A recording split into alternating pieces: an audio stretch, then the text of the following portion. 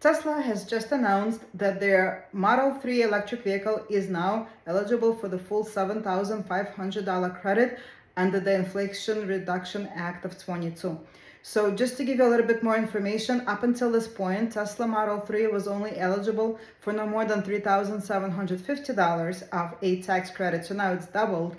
The reason for that is back in April 18th of 23, the IRS has released an update to the requirements that are basically stating that you have to meet additional requirements in order to get the credit. So you had to have met the critical mineral components requirement, and you had to meet the battery component requirement. If you met both, you qualified for the full credit. Otherwise, you only get half of the credit if you met one of those requirements. That's in addition to having been manufactured in North America and being one of the required vehicles manufacturers. Now, also, there's a total cost of the vehicle cap. So that means that if you're purchasing that Tesla Model 3, you need to make sure that with all the additions that you're adding to it, all the options, that you're still within the $55,000 cap on that vehicle.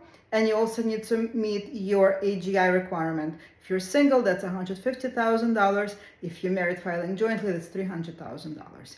Now, in addition to that, and it's very important, you have to purchase a new vehicle, and the dealer of the vehicle has to notify the IRS that they sold you the vehicle. They have to provide your name and your social security number. So that's something that's very important. If that step is not completed, you will not get the credit. So make sure that if you are going out and you're purchasing that Tesla Model 3, you're saving yourself $7,500 off of that purchase price. Make sure that the dealer reports that, and make sure that you're filing the correct forms with your tax return to claim that credit.